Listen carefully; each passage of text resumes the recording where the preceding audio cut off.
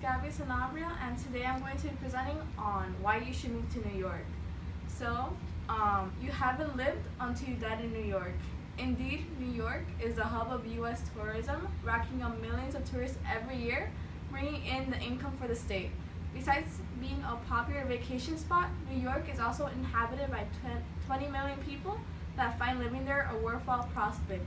So why shouldn't you consider joining them as well? So, number one, the tourist attractions. Yes, this is my biggest point and I cannot emphasize this enough, but New York has some of the most unique attractions available in the US, which attracts around 62 million tourists annually.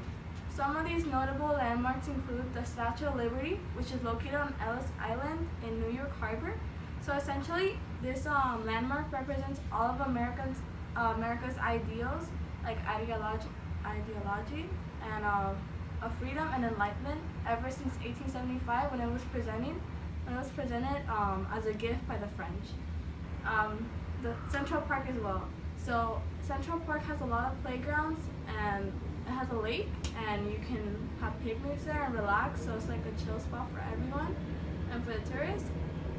Times Square, so it's located in the Big Apple, so basically the heart of New York, and essentially that's where Broadway is. That's where Broadway is, and essentially you can, if you're a fan of theater, you can watch a lot of musicals such as Heathers, Rent, Chicago, or Hamilton, or many more, and have fun there because it's also a shopping center.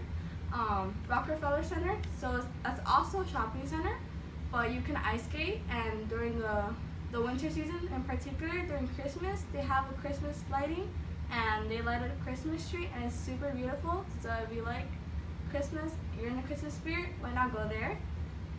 Coney Island, that's actually an amusement park where people can have fun, so a lot of like crazy rides, and it's by the beach, so even cooler.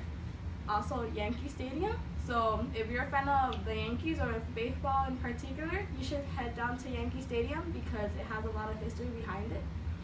So number two, the culture. So as you all know, New York is a place where the arts thrive because of its diverse population, actually with 36% of their population coming from other countries such as countries from Asia, Latin America, and the Caribbean, and many more countries around the world. And from there we get a lot of food, music, and culture, such as a particular section of New York called Chinatown, where the Chinese reside, and there's a lot of culture and authentic activities and food. Number three, the convenience, because New York is such a big city.